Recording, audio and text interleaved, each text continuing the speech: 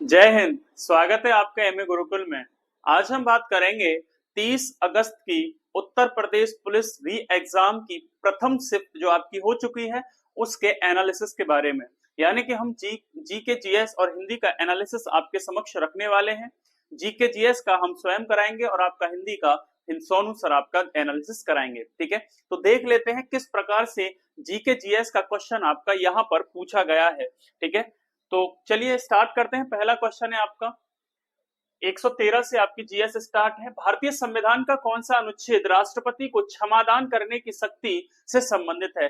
तो इसमें पूछा गया है कि राष्ट्रपति की क्षमादान की शक्ति किसमें है। तो आपको पता है आर्टिकल 72 में राष्ट्रपति की क्षमादान की शक्तियों के बारे में प्रावधान है। ठीक है, नेक्स्ट क्वेश्चन है समस्या के बारे में अधिक से अधिक स्पष्ट विचार प्राप्त करने के लिए क्षेत्र अध्ययन के समय नियमों को लागू करने वाला अनुसंधान है। ठीक है, तो ये क्वेश्चन आपको क्या करना है, ये आपको ऑफिशियल आंसर की आएगी तब देखना है, लेकिन इसको क्या कहते हैं, व्यवहारिक अनुसंधान कहते हैं। इसको क्या कहा जाता है, व्यवहारिक अनुसंधान कहा जाता है। ठीक है, नेक्स्ट क्वेश्चन की बात करता हूं। क्वेश्चन नंबर 15 है 115। केंद्रीय कृषि विश्वविद्यालय कहां पर है? तो केंद्रीय कृषि विश्वविद्यालय आपका कहां पर है? तो ये आपका मणिपुर में है। और मणिपुर में कहां पर? तो मणिपुर की राजधानी इंफाल में ये आपका पड़ता है, केंद्रीय कृषि विश्वविद्यालय। नेक्स्ट क्वेश्चन है आपका, अगला क्वेश्चन है कि आर्कटिक परिषद 116वां क्वेश्चन, आर्कटिक परिषद जलवायु परिवर्तन और आर्कटिक शासन को संबोधित करने में कैसे मदद करती है? तो जो आर्कटिक परिषद बनाई गई है वो जलवायु परिवर्तन और आर्कटिक शासन के लिए कैसे काम करती है? तो आर्कटिक परिषद ये करती है कि आर्कटिक मुद्दों पर अंतरराष्ट्रीय प्रयासों का समन्वय करना। क्या करना? समन्वय करना। ठीक है, तो आर्कटिक मुद्दों पर अंतरराष्ट्रीय प्रयासों का समन्वय करना इसका सही आंसर होने वाला है ऑप्शन नंबर सी। ठीक है, नेक्स्ट क्वेश्चन की अगर बात करता हूं 117वां, भारत के प्रथम राष्ट्रपति कौन थे? तो भारत के प्रथम राष्ट्रपति 117वां क्वेश्चन है, भारत के प्रथम राष्ट्रपति आप सभी को पता है डॉक्टर राजेंद्र प्रसाद। डॉक्टर राजेंद्र प्रसाद भारत के क्या थे? तो पहले राष्ट्रपति थे। नेक्स्ट क्वेश्चन है 118वां, सहकारी समिति का प्राथमिक उद्देश्य क्या है? तो जो आपकी सहकारी समितियां होती हैं उनका प्राथमिक उद्देश्य होता है सदस्यों की सेवा करना। क्या करना? सदस्यों की सेवा करना। बी ऑप्शन क्या है इसका सही आंसर होने वाला है। अगर नेक्स्ट क्वेश्चन बात करता हूं 119वां, कि साइबर सुरक्षा के लिए जिम्मेदार कौन सी संस्था है? तो भारत में साइबर सुरक्षा के लिए, ठीक है, कौन सी संस्था है? तो वो होती है आपकी सर्ट इन। कौन सी है? सर्ट इन आपकी साइबर सुरक्षा के लिए जिम्मेदार संस्था है। नेक्स्ट क्वेश्चन की बात करूंगा 120वां है आपका, सोफिया किस देश की राजधानी है? तो सोफिया आपको पता है किसकी राजधानी है? आपकी बुल्गारिया की। किसकी राजधानी है? तो बुल्गारिया देश की सोफिया आपकी राजधानी हो जाती है। नेक्स्ट क्वेश्चन है आपका 121वां क्वेश्चन है। ठीक है, किसने सुझाव दिया था हर किसी का एक विशिष्ट रक्त समूह होता है? तो किसने कहा था कि हर किसी का एक विशिष्ट रक्त समूह होता है? ये कहा था कार्ल लैंड स्टीनर ने। किसने कहा था? कार्ल लैंड स्टीनर महोदय ने इसको कहा था। मानवाधिकार यानी कि 122वां क्वेश्चन है आपका। नेक्स्ट क्वेश्चन है, मानवाधिकार में दोनों शामिल हैं। ठीक है, क्या स्वतंत्रता दायित्व शामिल है, अधिकार और दायित्व शामिल है, अधिकार और विशेषाधिकार शामिल है, या आपका जो स्वतंत्रता और विशेषाधिकार शामिल है? तो इसमें क्या शामिल है? तो स्वतंत्रता और दायित्व आपके क्या शामिल है? मानवाधिकार में दोनों शामिल होते हैं, यानी कि स्वतंत्रता और आपके दायित्व।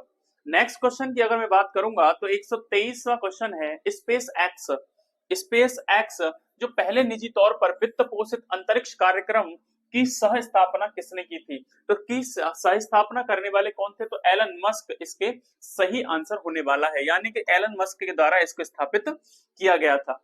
नेक्स्ट क्वेश्चन है आपका 124वां, कौन सा प्राचीन भारतीय ग्रंथ नृत्य नाटक पर विस्तृत लेख के लिए जाना जाता है, जिसे शास्त्रीय भारतीय कलाओं के लिए एक आधारभूत कृति माना जाता है? तो इसका सही ऑप्शन क्या हो जाएगा? नाट्य शास्त्र, जिसको किसने लिखा है? तो भरत मुनि के द्वारा इसको लिखा गया है। नाट्य शास्त्र इसका सही आंसर होने वाला है। नेक्स्ट क्वेश्चन है आपका, IBRD क्या है? अंतरराष्ट्रीय पुनर्निर्माण एवं विकास बैंक क्या है? ये एक ऐसी संस्था है ये अंतरराष्ट्रीय संस्था है या एक ऐसी संस्था है जो सदस्य देशों को वित्तीय सहायता प्रदान करती है। क्या करती है? सदस्य देशों को वित्तीय सहायता प्रदान करने वाली एक संस्था है IBRD। ठीक है, नेक्स्ट क्वेश्चन की अगर मैं बात करूंगा तो अगला क्वेश्चन देखोगे 126वां, हरित क्रांति जिसने कई विकासशील देशों में कृषि उत्पादन में उल्लेखनीय ढंग से वृद्धि की में मुख्य रूप से शामिल थी। तो मुख्य रूप से क्या शामिल थी? उच्च कृषि उपज किस्म के बीज और रासायनिक उर्वरक, यानी कि सी ऑप्शन इसका सही होने वाला है। ठीक है, नेक्स्ट क्वेश्चन अगर मैं बात करता हूं 127वां, तो पीएमजेडीवाई कब लॉन्च हुआ? तो आपको पता है प्रधानमंत्री जनधन योजना कब लॉन्च हुई? 28 अगस्त 2014 को इसको लागू यानी कि लॉन्च किया गया, 28 अगस्त 2014। नेक्स्ट क्वेश्चन है आपका, नेक्स्ट क्वेश्चन है, अगला क्वेश्चन है, निम्नलिखित में से कौन सा देश भारत के साथ भूमि साझा नहीं करता है? तो भूमि साझा करता है म्यांमार करता है, बांग्लादेश करता है, चीन भी करता है, लेकिन मालदीव नहीं करता है। ठीक है, तो मालदीव भूमि साझा नहीं करता है। D option is the right answer of this question. Next question है आपका 129वां क्वेश्चन देखोगे कि ग्रीन फाइनेंस किस तरह से सतत विकास का समर्थन करता है? तो सस्टेनेबल डेवलपमेंट का समर्थन करता है। तो आप यहां देख पाओगे तो पर्यावरणीय प्रभाव की परवाह किए बिना प्राकृतिक संसाधनों का दोहन करना नहीं। ठीक है, उच्च कार्बन उत्सर्जन के लिए जाने वाले उद्योगों का विकास को सुविधाजनक, यानी कि जो कार्बन उत्सर्जन कर रहे हैं उनकी सुविधाजनक तो नहीं बनाएगा। पर्यावरण के अनुकूल परियोजनाओं को, जो पर्यावरण के अनुकूल परियोजना होती है उनको वित्तीय संसाधन उपलब्ध कराना। तो सी ऑप्शन बिल्कुल सही हो जाएगा। नेक्स्ट क्वेश्चन है आपका 130वां क्वेश्चन है कि व्हाइट गुड्स पर लगाए जाने वाली उच्चतम जीएसटी दर क्या है?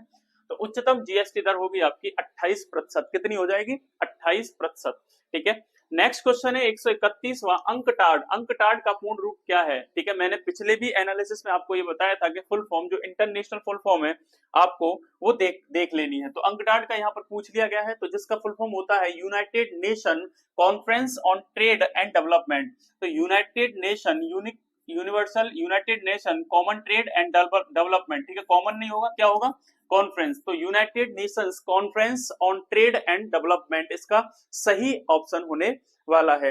नेक्स्ट क्वेश्चन है आपका सदगति पुस्तक, यानी कि सदगति पुस्तक पर बनी एक फिल्म है, यानी कि जिस पर एक फिल्म बन चुकी है, किसके द्वारा लिखी गई है? आपको पता है ये किसके द्वारा लिखी है? प्रेमचंद के द्वारा। सदगति हो गया, बूढ़ी काकी हो गया, ठीक है, आपका गोदान हो गया, गबन हो गया, बहुत सारी इन्होंने क्या लिखे हैं? कहानियां और उपन्यास इन्होंने लिखे हुए हैं।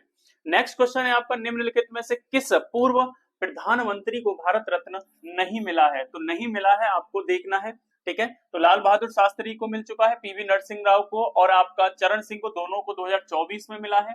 कब मिला है? 2024 में। लेकिन जो मनमोहन सिंह है आपके, इनको अभी तक क्या नहीं मिला है? अभी तक भारत रत्न नहीं मिला है। अगर मैं नेक्स्ट क्वेश्चन की बात करूं 124वां, तो भारत में प्रथम जनगणना जो हुई थी उस समय भारत में शासक कौन था? यानी किस शासक के समय प्रथम जनगणना हुई थी? ठीक है, तो इस क्वेश्चन का सही ऑप्शन होने वाला है लॉर्ड मेयो। लॉर्ड मेयो के टाइम पे 1872 में सबसे पहले क्या होती है? जनगणना की शुरुआत होती है। नेक्स्ट क्वेश्चन है आपका, किस युद्ध से भारत में ब्रिटिश औपनिवेशिक शासन की शुरुआत हुई? तो कब हुई थी आपको पता है? ये प्लासी का जो युद्ध था 1757 से, यहां से क्या होता है? ब्रिटिश औपनिवेशिक शासन की शुरुआत होती है। तो इस क्वेश्चन का सही आंसर क्या होने वाला है? प्लासी का युद्ध।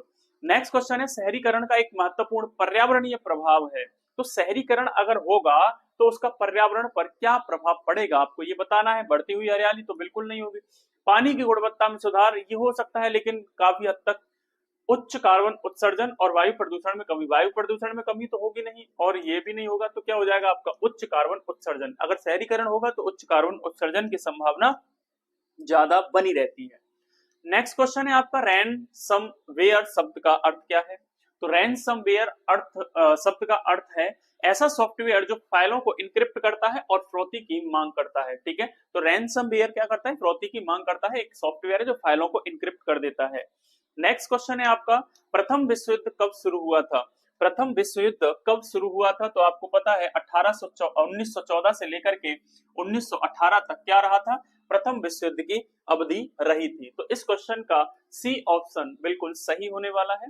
नेक्स्ट क्वेश्चन है आपका भारत का सबसे बड़ा वन है, ठीक है, सबसे बड़ा वन है, ठीक है, गिर राष्ट्रीय उद्यान, कान्हा राष्ट्रीय उद्यान, जिम कार्बेट राष्ट्रीय उद्यान या सुंदरबन, ठीक है। तो सबसे बड़ा वन अगर मैं इस क्वेश्चन की बात करूंगा तो यहाँ क्या हो जाएगा, राष्ट्रीय कान्हा राष्ट्रीय उद्यान जो मध्य प्रदेश में है, ठीक है। तो ये क्वेश्चन थोड़ा सा लग सकता है कि इसको कुछ दोबारा से देखा जाए, क्योंकि एमपी में सबसे ज्यादा वनों की संख्या है और एमपी में ही कान्हा राष्ट्रीय उद्यान है, इस आधार पर हम इस क्वेश्चन को लगा रहे हैं।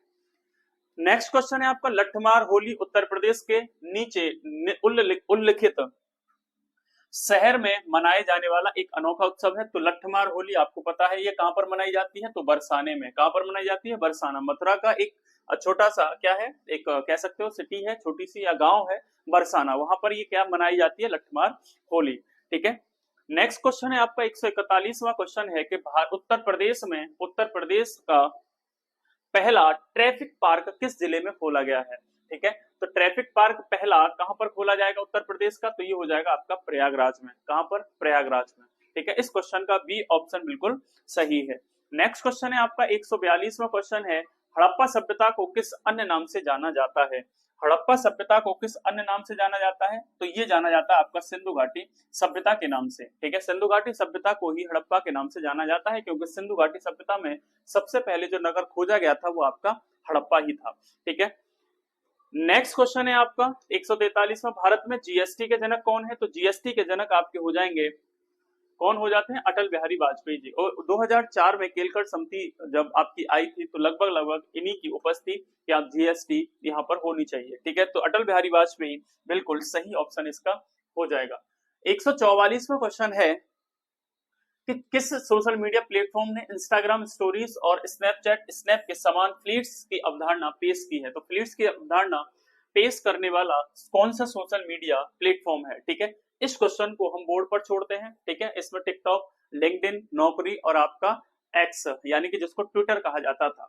नेक्स्ट क्वेश्चन है आपका 145वां क्वेश्चन है, इनमें से किसका अर्थ है किसी अन्य व्यक्ति की वेबसाइट पर बलपूर्वक नियंत्रण स्थापित करना, ठीक है। तो बलपूर्वक आपका नियंत्रण स्थापित होता है तो किसी की वेबसाइट को, इसको वेब हाईजैकिंग कहते हैं। क्या कहते हैं, वेब हाईजैकिंग, है ना। तो इसको वेब हाईजैकिंग के नाम से जाना जाता है। डी ऑप्शन इसका बिल्कुल सही आंसर होने वाला है। 146वां क्वेश्चन है, भारत और बांग्लादेश के बीच किस नदी के कारण विवाद उत्पन्न है, ठीक है। तो भारत और बांग्लादेश के बीच आपको पता है कि भारत और बांग्लादेश के बीच में जो नदी बहती है वो कौन सी नदी है, तीस्ता नदी, ठीक है। चेमू ग्लेशियर से निकल के सिक्किम से तीस्ता में, गंगा में ये नदी मिल जाती है। तो तीस्ता नदी को लेकर के भारत और बांग्लादेश में विवाद बना हुआ है। नेक्स्ट क्वेश्चन है, कौन सा शब्द विशिष्ट नियमों के अनुसार टिप्पणियों, अवलोकनों को संख्याएं निर्दिष्ट करने की प्रक्रिया का वर्णन करता है, ठीक है। तो यानी कि अवलोकन और जो संख्या निर्दिष्ट करने की प्रक्रिया का वर्णन करता है, तो ये क्या हो जाता है आपका, ये हो जाता है आपका परिकल्पना, यानी कि संख्याएं निर्दिष्ट करने की प्रक्रिया का वर्णन करता है, ठीक है। तो ये हो जाता है आपका इसमें क्या लगाएंगे, संख्याएं निर्दिष्ट करने के लिए प्रक्रियाओं का वर्णन करता है। इसका हो जाएगा विश्लेषण। क्या हो जाएगा, विश्लेषण, यानी कि एनालिसिस इसका सही आंसर होने वाला है। नेक्स्ट क्वेश्चन है आपका 148वां, भारतीय संविधान का कौन सा अनुच्छेद वाक स्वतंत्रता, अभिव्यक्ति की स्वतंत्रता से संबंधित है। तो वाक एवं अभिव्यक्ति की स्वतंत्रता आपको पता है अनुच्छेद किसमें है, अनुच्छेद 19 में है। कहां पर है, तो 19 में इस क्वेश्चन का सही आंसर होने वाला है। नेक्स्ट क्वेश्चन है आपका, भारत के किस शहर में दुनिया के 90% छोटे हीरे संसाधित होते हैं। तो 90% हीरे संसाधित होते हैं, ये आपका सूरत इसका सही आंसर होने वाला है। क्या हो जाएगा, सूरत। लास्ट क्वेश्चन है आपका, 2011 की जनगणना के अनुसार भारत में कुल वन आवरण कितना है। तो वन आवरण हो जाता है 21.05%, 21.05%, ठीक है। तो आशा करूंगा कि ये जो आपको क्वेश्चन मिले हैं, एक दो क्वेश्चन ऊपर नीचे हो सकता है, ठीक है, लेकिन सटीकता से इनको तैयार किया गया है। ये जो शिफ्ट है 30 अगस्त की पहली शिफ्ट, जिसमें आपको जीएस देखने को मिली, काफी हद तक जो आई शिफ्ट थी 6, उनके अनुसार उनका कंपैरिजन अगर इसके साथ किया जाए तो ये शिफ्ट थोड़ी सी क्या है, हल्की है। यानी कि इसमें जो क्वेश्चन रखे गए हैं उनका लेवल थोड़ा सा आसान है। आशा करूंगा कि ये आपको शिफ्ट समझ में आई होगी। अब आपके सामने हिंदी का विश्लेषण करने के लिए, हिंदी का एनालिसिस करने के लिए सोनू सर आने वाले हैं। जय हिंद। नमस्कार साथियों, मैं सोनू चौधरी आपका एमए ग्रुप पर हार्दिक स्वागत करता हूं। उम्मीद है कि आप सभी लोग अच्छे होंगे, आप सभी की तैयारी अच्छी चल रही होगी। समय को न बर्बाद करते हुए हम यूपी पुलिस की 30 तारीख की फर्स्ट शिफ्ट का एनालिसिस करने जा रहे हैं, जिसका हम हिंदी का हम एनालिसिस आपके सामने करने जा रहे हैं। जिसमें पहला क्वेश्चन दे रखा है आपको कि बताइए, पहला क्वेश्चन दे रखा है आपको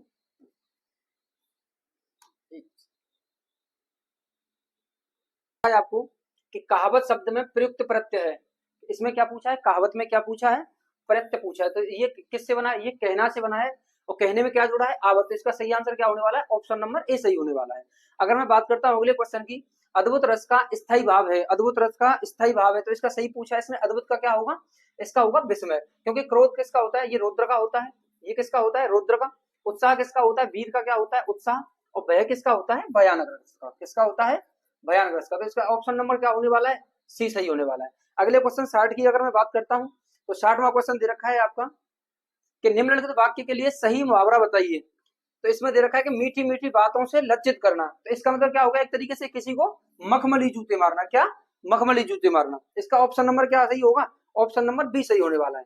अगर मैं 60वें क्वेश्चन की बात करता हूं, अगला क्वेश्चन है आपका कौन सा, 61वां क्वेश्चन। कौन सा क्वेश्चन है, 61वां। ये दे रखा है आपका कि मिथ्या आडंबर, मिथ्या आडंबर के अर्थ में किस लोकोक्ति का प्रयोग हुआ है। मिथ्या आडंबर के अर्थ में किस लोकोक्ति का प्रयोग हुआ है, तो इसका हुआ है, मैं अगर बात करता हूं, पहला ऑप्शन है छछूंदर के सिर में चमेली का तेल, ये गलत है। अगर मैं दूसरे की बात करता हूं, छोटा मुंह बड़ी बात, ये भी गलत है। इसका आंसर क्या होने वाला है, छटाक चून चौबारे रसोई, यानी दिखावा क्या करना, किसी चीज का ज्यादा करना। अगला क्वेश्चन दे रखा है आपको कि भ्रमर शब्द के पर्यायवाची शब्द का चयन कीजिए। तो भ्रमर का क्या होगा, ऑप्शन नंबर ए सही। इसका क्या होगा, मधुकर होगा। क्या होगा, मधुकर। अगला ऑप्शन दे रखा है कि त्याग पत्र उपन्यास किसकी रचना है। तो ये किसकी है भैया, ऑप्शन नंबर बी किसकी है, जैनेन्द्र कुमार की। किसकी है, जैनेन्द्र कुमार की। अगला क्वेश्चन दे रखा है आपको कि ऋषि ध्वनि किस स्वर के अंतर्गत आती है। जो ऋषि होता है वो किसके अंतर्गत आता है, तो ये किसके अंतर्गत आता है, ह्रस्व स्वर के। ह्रस्व स्वर के अंतर्गत आने वाली अ, ई, उ और कौन, ऋषि, ये सब किस में आते हैं, ह्रस्व स्वर में आते हैं। तो इसका ऑप्शन नंबर क्या होने वाला है, सी सही। अगर मैं 65वें की बात करता हूं, निम्नलिखित प्रश्न में 4 विकल्पों में से क्रिया का सही रूप वाला विकल्प चुनिए। तो इसमें दिया है कि शायद कल मीरा दिल्ली, खाली जगह जाना, संभाव्य भविष्य काल में तुम्हें क्या करना है, ये परिवर्तन करना है। तो संभावित भविष्यवाणी में क्या होगा, ऑप्शन नंबर सी सही होगा। इसका क्या होगा, ऑप्शन नंबर सी सही होगा। शायद कल मीरा दिल्ली जाए, क्या होगा, शायद मीरा कल दिल्ली जाए। तो इसका ऑप्शन नंबर क्या होगा, सी सही होने वाला है। अगले क्वेश्चन की अगर मैं आपसे बात करता हूं, 66वां क्वेश्चन दे रखा है कि परि उपसर्ग में कौन सा शब्द जोड़ें जिससे उसका अर्थ छोड़ना हो जाए। क्या हो जाए, छोड़ना। जैसे ही आप उपसर्ग क्या जोड़ोगे, परि जोड़ोगे, उसका क्या हो जाएगा, छोड़ना हो जाए। तो इसका सही आंसर क्या होने वाला है, इसका सही आंसर होने वाला है परिहार, परिहार। अगला क्वेश्चन दे रखा है कि एक मुलाकात कहानी की कथाकार कौन है। एक मुलाकात कहानी के कथाकार कौन है, तो ऑप्शन नंबर क्या होने वाला है इसका, ए। ये किसने लिखी थी भैया, ऊषाराज ने। अगर मैं कौटिल्य का विलोम शब्द, इसने पूछा है कि कौटिल्य का विलोम शब्द बताइए। मेरे प्यारे बच्चों, इसने क्या पूछा है, कौटिल्य का विलोम शब्द। तो कौटिल्य का क्या होता है, आर्जव। क्या होता है, आर्जव। तो इसका ऑप्शन नंबर क्या होने वाला है, बी सही होने वाला है। अगला क्वेश्चन दे रखा है कि प्रतिकूल शब्द में कौन सा उपसर्ग है। प्रतिकूल शब्द में कौन सा शब्द उपसर्ग है, तो इसमें देखिए तो क्या है, अनु, आ, प्रति, यथा, यावत, अरवर, ये सब क्या होते हैं, उपसर्ग होते हैं। तो इसका ऑप्शन नंबर क्या होने वाला है, ए सही होने वाला है। अगला क्वेश्चन दे रखा है कि बैलगाड़ी में समास है। देखिए आप बार बार नोटिस कर रहे हैं कि समास में से क्वेश्चन आपको लगातार पूछे जा रहे हैं। तो अगली शिफ्ट के लिए आप अपने समास को एक बार क्या करें, रिवाइज कर लें अच्छे से। तो बैलगाड़ी में समास पूछा है, तो बैल के लिए गाड़ी, तो संप्रदान के लिए सब किसमें आते हैं, तत्पुरुष में। किसमें आते हैं, तत्पुरुष में। तो ऑप्शन नंबर क्या होगा इसका, ए सही होने वाला है। अगला क्वेश्चन दे रखा है कि बताइए 1992 व्यास पुरस्कार के विजेता कौन थे। 1992, देखिए 1992 व्यास पुरस्कार के रचयिता कौन थे, तो इसका ऑप्शन नंबर क्या होने वाला है, ऑप्शन नंबर बी सही होने वाला है। कौन थे, डॉक्टर शिव प्रसाद सिंह। अगला क्वेश्चन दे रखा है, क्रम की दृष्टि से कौन सा वाक्य अशुद्ध है। इसमें से आपको 4 वाक्य दे रखे हैं, इसमें से ये पूछा है कि बताइए इनमें से कौन सा वाक्य क्या है, अशुद्ध है। अगर मैं इसकी बात करता हूं, तो राहुल क्या लिखता है, ये सही है। राहुल क्या सोच रहा है, ये भी सही है। राहुल क्या कर रहा है, ये भी सही है, तो कौन सा आंसर होगा इसका, ऑप्शन नंबर ए। राहुल क्या जा रहा है, इसका यहाँ का क्या होगा, कहाँ जा रहा है, क्या होगा, कहाँ जा रहा है, ठीक है, इसकी वजह से ये क्या है, गलत है। अगले क्वेश्चन की मैं बात करता हूं, कौन सा शब्द पत्र का अनेकार्थी नहीं है, तो देखिए कौन सा नहीं है, देखो चिट्ठी होता है, कागज होता है, पत्ता होता है, कौन सा नहीं होता, पुष्प नहीं होता, तो इसका ऑप्शन नंबर क्या होने वाला है, ए सही होने वाला है। अगला दे रखा है कि निम्नलिखित में से कौन सा अर्थालंकार है, क्या पूछा है, अर्थालंकार। हमें पता है अलंकार कितने प्रकार के होते हैं, दो प्रकार के, शब्द अलंकार और अर्थालंकार। देखिए अगर मैं इसकी बात करता हूँ, अनुप्रास क्या होता है, शब्द अलंकार है। अगर रूप इसकी अगर यमक की बात करता हूँ तो ये भी क्या है, ये भी एक शब्द अलंकार है। श्लेष भी क्या है, एक शब्द अलंकार है। तो इसमें ऑप्शन नंबर क्या होगा, ऑप्शन नंबर सी सही होगा, क्योंकि क्या होगा, ये एक रूप अलंकार कैसा है, अर्थालंकार है। कौन सा है, अर्थालंकार। अगला क्वेश्चन दे रखा है कि जब क्रिया, क्या दे रखा है, जब क्रिया का प्रयोग कर्ता के लिंग वचन और कारक के अनुसार होता है तब कौन सा वाच्य होता है। तो देखिए जब क्रिया किसके आधार पर आए, लिंग वचन कारक के आधार पर आती है, तो कौन सा होता है, ऑप्शन नंबर बी सही होने वाला है, कौन सा, कर्तवाच्य। अगला क्वेश्चन दे रखा है कि निम्नलिखित में से कौन सा अव्यय का भेद नहीं है, क्या पूछा है, अव्यय का भेद नहीं है। हमें यह पता है कि चार भेद होते हैं, पहला होता है क्रिया विशेषण, दूसरा होता है विस्मयादि बोधक, तीसरा कौन सा होता है, संबंध बोधक, चौथा कौन सा होता है, देखिए एक और ये कौन नहीं होता, परिमाण बोधक नहीं होता, कौन सा नहीं होता, परिमाण बोधक। ठीक है, अगले क्वेश्चन दे रखा है भैया आपका, अगला क्वेश्चन दिया है आपका कि गाड़ी तथा गाड़ी शब्द का युग्म के लिए सही अर्थ चुनिए, क्या पूछा है, तो सही शब्द चुना। तो इस गाड़ी का मतलब क्या होता है, इस गाड़ी का मतलब होगा यान, यान देखिए कहां दे रखा है, ये दे रखा है यान। और इस गाड़ी का मतलब क्या होगा, इस गाड़ी का मतलब होगी गहरी, जैसे बोलते ना कि दही कैसी जमी है, गाड़ी जमी, गाड़ी का मतलब क्या होगा, गहरी। अगले क्वेश्चन की अगर मैं बात करता हूं, मुख्य क्रिया के अर्थ को स्पष्ट करने वाली क्रिया होती है, क्या होती है, जो मुख्य क्रिया को स्पष्ट करे वो कौन होती है, ऑप्शन नंबर डी, कौन होती है, सहायक क्रिया। अगला क्वेश्चन दे रखा है कि बर्वे छंद है, बर्वे छंद एक कैसा छंद है, आप सभी जानते हो, दोहा, दोहा, सोरठा, बर्वे और उलाला, ये सब कैसे छंद है भैया, ये सब है सब अर्धसंमात्र छंद, कैसे हैं, अर्धसंमात्र छंद। अगला क्वेश्चन दे रखा है कौन सा शब्द क्रिया विशेषण है, क्या पूछा है, क्रिया विशेषण। देखिए तो इसका सही आंसर क्या होने वाला है, ऑप्शन नंबर डी, क्योंकि तेज क्या है, क्रिया विशेषण, जैसे वह तेज चलती है, तो चलने की क्रिया किसने बताई, तेज ने, तो ये क्या होगा, ये क्रिया विशेषण हो गया। अगला क्वेश्चन दे रखा है कि मुख दर्शन में कौन सा समास है, मुख दर्शन में कौन सा समास है, तो मुख के दर्शन, तो काकी के शब्द किस में आते हैं, तत्पुरुष समास में, कौन से में आते हैं, तत्पुरुष समास में। अगला क्वेश्चन दे रखा है 8 कनौजिया 9 चूल्हे, यानी क्या होगा, 8 कनौजिया 9 चूल्हे, यानी अलगाव की क्या होगी, स्थिति होगी, किसकी होगी, अलगाव की स्थिति। तो इसका ऑप्शन नंबर क्या सही होने वाला है, ऑप्शन नंबर सही होगा सी। अगला क्वेश्चन दे रखा है तिलक किस प्रकार का शब्द है, इसने क्या पूछा है, तिलक किस प्रकार का शब्द है, तो देखिए तिलक कैसा है, ये भी तत्सम शब्द है, कैसा है, तत्सम शब्द है, क्योंकि तिलक का क्या होता है, तद्भव टीका, क्या होता है, टीका। अगला क्वेश्चन दे रखा है आपको कि अपवाद को छोड़कर वर्णमाला के अक्षरों के नाम किस लिंग में होते हैं, यानी जितने भी वर्णमाला में अक्षर होते हैं अगर हम अपवादों को छोड़ दें तो वो सब किसमें होते हैं, किसमें होते हैं भैया, पुल्लिंग होते हैं, ये सब किसमें होते हैं, पुल्लिंग। तो इसका ऑप्शन नंबर क्या होने वाला है, डी सही होने वाला है। अगला दे रखा है कि अनेक शब्दों के लिए एक शब्द का चयन कीजिए, तो देखिए जिसे टाला न जा सके, तो ये क्या होगा, इसका ऑप्शन नंबर क्या होगा, सी सही होगा, ये क्या है, अनिवार्य होगा, क्या होगा, अनिवार्य। जैसे कि ये काम कैसा है भैया, इस काम को करना कैसा है, अनिवार्य है, कैसा है, अनिवार्य। अगला क्वेश्चन देखिए, अगला क्वेश्चन दे रखा है आपको कि निम्नलिखित में से कौन सा घोष वर्ण है, निम्नलिखित में से कौन सा घोष वर्ण है। तो हमें ये पता है अच्छे से कि पहला और दूसरा और स और स, ये सब क्या होते हैं, अघोष। इसके अलावा दुनिया में जितने भी होते हैं सब क्या होते हैं, सघोष। कौन से होते हैं, सघोष। तो देखिए मैं पूछा है इसने कौन सा घोष वर्ण है, तो इसमें कौन सा है, ऑप्शन नंबर सी, क्या होगा, ऑप्शन नंबर सी, क्योंकि ये दूसरा वर्ण है, ये कौन सा है, दूसरा। इसकी बात करता हूं, ये कौन सा है, पहला, और ये कौन सा है, दूसरा। तो इसमें ऑप्शन नंबर क्या होगा, ऑप्शन नंबर सी सही होगा, इसका क्या होगा, ऑप्शन नंबर सी सही होने वाला है। अगला क्वेश्चन दे रखा है कि छत से ईंट गिरी, तो इसमें कौन सा कारक है। मुझे ये पता है कि आप सभी लोग जानते हो जहां अलगाव की स्थिति आती है वो कौन से में आती है, अपादान में आती है, तो इसका ऑप्शन नंबर क्या होने वाला है, बी सही होने वाला है। अगला क्वेश्चन दे रखा है कि स्वच्छ शब्द का पर्यायवाची शब्द बताइए, तो इसका स्वच्छ का क्या होगा, अगर मैं बात करता हूं स्वच्छ का क्या होगा, ऑप्शन नंबर ए, क्या होगा, निर्मल। क्योंकि नीरज किसका होता है, ये होता है आपका किसका, कमल का। नीरज किसका होता है, बादल का। अगर मैं पंकल की बात करता हूं तो ये किसका होता है, कीचड़ का। ये किसका होता है, कीचड़ का। अगला क्वेश्चन दे रखा है कि अनाज का पर्यायवाची शब्द है, तो अनाज का पर्यायवाची सही ऑप्शन नंबर क्या होने वाला है, ऑप्शन नंबर बी सही होने वाला है, ऑप्शन नंबर बी सही होने वाला है।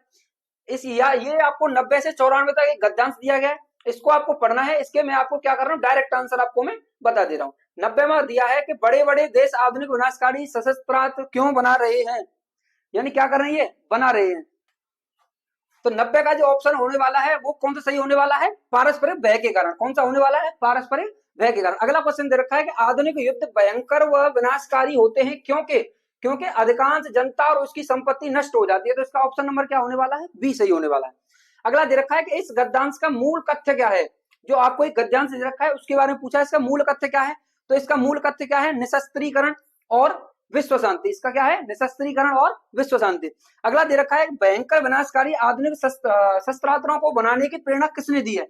तो ये किसने दी है भैया, जापान के विनाश ने। किसने दी है, जापान के विनाश ने। लास्ट आपका दे रखा है कि एटम बम की अपार शक्ति का प्रथम अनुभव कैसे हुआ है।